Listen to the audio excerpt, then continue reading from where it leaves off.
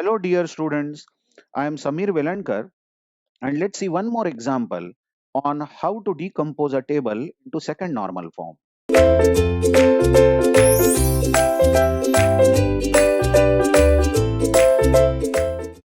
are given a table R which has so many attributes 3 plus 3 plus 3, 9 plus 1, 10. Oh, good lord, 10 attributes, and FD set on these attributes are given. First of all, we will have to know whether this is not in second normal form. So for that, we will have to find out the candidate key. Just check the right hand sides of all the partial dependencies. C is present on the right hand side. EF is present on the right hand side. Okay.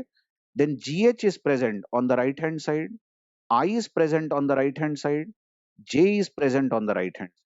So what's missing here is A is missing, B is missing. Yes, C is there, and D is missing. D is missing on the right hand side, isn't it? I hope so. C, E, F, G, H, I, J. Yes. A, B, and D are missing on the right hand side. So definitely the candidate key, must contain ABD because these three keys are missing on the right hand side. So let's first of all check whether ABD itself forms a candidate key. Now ABD closure is going to contain ABD definitely, and then due to AB, check this check this dependency which I am ticking. Due to AB, C will come in due to this AB, correct? And due to BD, check this combination BD, EF will come in. Check the dependency I'm ticking on top, EF. And now even AD is there, isn't it? AD, combination of AD is there in the closure. So AD will bring in GH. And also A is already there. So A determines I will be coming in the closure. So A, B, C, D, E, F, G, H, I. Great. I think J is also missing. Yes, H will bring in J. I'm so sorry. Yeah, J also will come in. So all the 10 attributes are determined by ABD. So ABD is the candidate key. Yes, everyone. ABD is the candidate key of this. Now, is there any other candidate key? Definitely, whoever is the candidate key, ABD must be present, isn't it? So you can't remove ABD from the candidate key. Now, adding anything to this is going to create a super key, because then you are just keeping the candidate key and you are putting some new thing. Then this is a super key. So as ABD must be the part of candidate key, you can't remove A, neither B nor D, and nor you can add anything. So definitely ABD is the only candidate key of this table. So who are the prime attributes? A, B, and D are the prime attributes, and other attributes are non-prime. Okay, now let's find out the partial dependencies.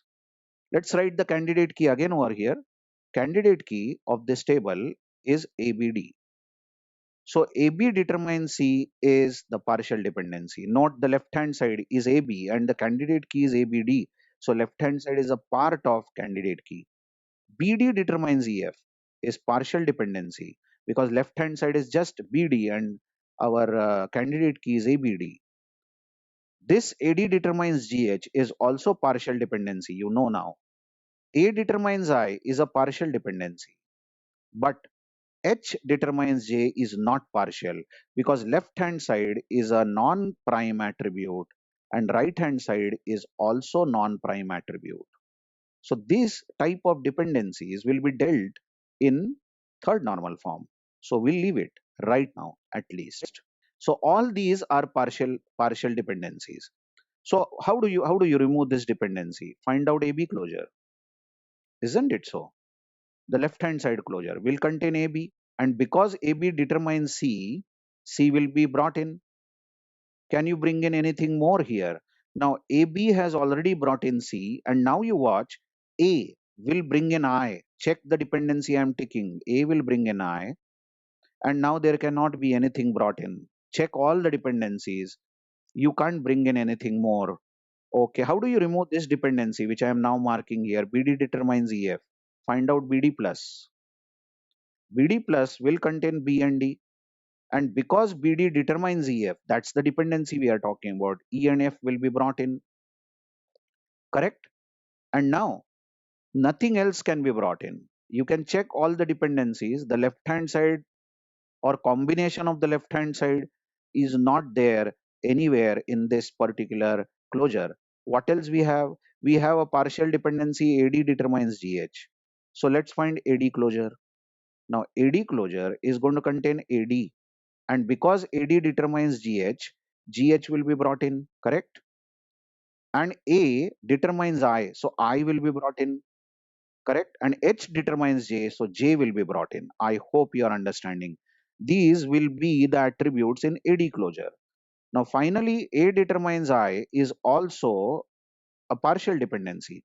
So let's find A closure, and A alone can bring in only I. So this will contain AI. So now if you write all the attributes of your original table, A, B, C, D, E, F, G, H, I, J, all the attributes. Then let's talk about the first dependency, AB determines C. So AB closure, you watch this, AB closure is containing C and I, correct? AB closure, check here what I am marking, is containing C and I. So we say AB takes away C and I. So this forms one table, ABCI. Let's call it as R1. All right. So AB has taken away C and I with it. Now let's talk about the second partial dependency. BD determines EF. Check this. BD plus contained BD plus determined E and F. Check the dependencies. So BD, B and D, check this. B and D has taken away E and F.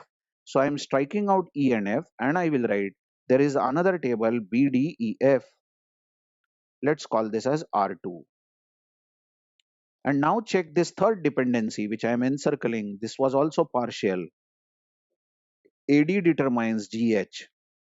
So A and D together, A and D, don't strike A and D, but A and D are going to take away G, H, I, J. Are you understanding? Because AD closure contains A, D, G, H, I, J. So AD alone are going to take away G, H, I again and J. So there will be a third table which contains A, D, G, H, I, J. Correct? And now whatever is remaining, which we did not strike away, R4 will contain A, B, D. Oh, good Lord, that was the candidate key of the original table, ABD. We keep that candidate key in the fourth table so that later on when we are joining the tables, we can join it comfortably. Are you understanding? We said for lossless decomposition, the tables must have common attribute. Are you understanding that? Now you see this ABD, out of these attributes, ABD, there is at least one attribute in R1, R2, R3. So we have common attribute. In fact, this is the main, R4 is the main person who is going to come into act whenever we want to join these tables later on for firing some queries. Okay, don't leave the discussion. Wait a minute. Which dependencies are applicable on R1? Check the above, the topmost line of this slide, AB determines C. Are you watching that? Correct? And A determines I. This is also a dependency. Yes, everyone? A determines I, isn't it? Because A, B, C, I are the attributes of this, then AB determines C is applicable. A, B, C all are present in R1 and A determines I is applicable, isn't it? Which dependencies are applicable on R2? Simple. The dependency given was BD determines EF. Yes, it is applicable. Which dependency is applicable on R3? It is AD determines GH. This was given. Correct?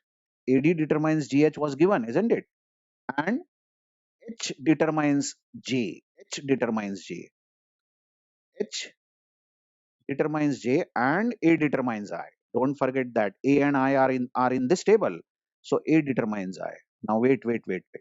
Are you sure that R1 is in second normal form? No, R1 is still not in second normal form. Wait a minute. Is R2 in second normal form? Yes, R2 is in second normal form because for R2 candidate key is BD. Check that because BD plus is going to be BDEF. So BD alone can determine all the attributes of this table. So BD is the candidate key, and what is the dependency over here? BD determines EF, isn't it? So left hand side is perfectly a candidate key. It is not the part of candidate key, and right hand side is non-prime attribute, isn't it? So is R3 in second normal form? No is the answer. Wait a minute. So I hope that you all are so tuned to all this discussion that you might have easily understood why R1 is not in second normal form. Who is the candidate key of R1? AB. Come on, that's the way how you got it. AB plus contains ABCI, all the attributes, isn't it? So AB is the candidate key. So this dependency, which I am now marking, AB determines C, is not partial because left hand side is perfectly candidate key, isn't it? AB is the candidate key. But the second dependency, A determines I, yes. Check that A determines I is partial dependency because left hand side is part of the candidate key AB and right hand side is a non-prime attribute. I hope you have understood this. So R1 is not in second normal form. Why? Due to which dependency? Due to A determines I. First dependency is fantastic. AB determines C. There is no problem with this because AB is the candidate key, but this is partial dependency. So how do you remove this? Yes, again find A plus. And on the table R1, only on the table R1, A plus is going to contain AI because these are the two attributes and A determines I is the dependency given for the original table and for this R1 also.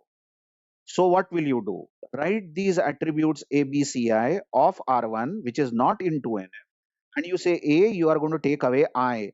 So there will be one table AI. Let's call this as R5. R5, correct? And now whoever is remaining ABC in this table will take away ABC and we will create one table, let's say R6, R6, or let's name it as R1 itself. Okay, R1. So now which dependencies are applicable here? A determines I. Remember original table had A determines I and AB determines C is applicable over here. Correct. AB determines C was there in the original table and AB is perfectly the candidate key for R1 and A is perfectly the candidate key for R2 because A determines I and A determines all the attributes, isn't it so? By the way, R2 was already in 2NF. This does not have any partial dependency. Now let's come to R3. This one, R3. AD determines GH is not PD, not partial dependent because left hand side is perfectly a candidate key. AD is the candidate key here. This is transitive, so this is also not partial dependency because left hand side is a non-prime and right hand side is a non-prime. This A determines I is a partial dependency. So you find A plus and A alone can bring in only I. Remember from the original dependency is given, A alone can determine I. So what you do is you write the attributes of this table A, B, G, H, I, J. This is R3 and you say A is going to take away I. So there is one table containing AI, correct? And another table is going to contain A, D, G, H, J. I hope you are understanding. So which dependencies are applicable on this table? AI, A determines I. Not partial because A is the candidate key now. A determines everything in this table, two attributes and A determines I. Which dependencies are applicable here? AD determines GH. Remember this was given and H determines J. Now AD determines GH is not partial because AD is the candidate key of this table, correct? And H determines J is not partial because here non-prime determines non-prime. So this is to be seen in 3NF. So how many tables are really created? Let's see. We can say this table is AI, containing AI. We will name the tables later on. This table contains ABC, correct? Then there was an intermediate table here, R2, which contains BDEF. So we will have another table containing BDEF. Then we have a table over here, AI, but AI is already there. Then we will have fourth table, ADGHJ. I hope you have understood. Four tables will be there, correct? And now you can name them maybe as R1, R2, R3, R4. So we saw that while removing partial dependencies, it might happen that when you remove partial dependencies from the original table, we had partial dependencies. Wait a minute. We had ABD as the candidate key and we had partial dependencies, so many, correct? All these were partial. This was not partial. When we removed partial dependency from here, you know what happened was when we found AB closure, we got A, B, C, and I. But if you are saying that A, B, C, I are going to be one of the tables, then AB determines C is perfect because AB is the candidate key of this table. This is not partial, but A determines I is partial dependency because left hand side is part of the candidate key. So you will have to split this table again. ABCI was split into AI and ABC, correct? That's how we got two tables over here. And that's what happened due to ADGH also. But it didn't happen about BDEH because after creating a new table for this partial dependency, we did not get any additional partial dependencies. Very interesting example. I hope you have understood this in and out. Very well, you have understood it. Thank you very much.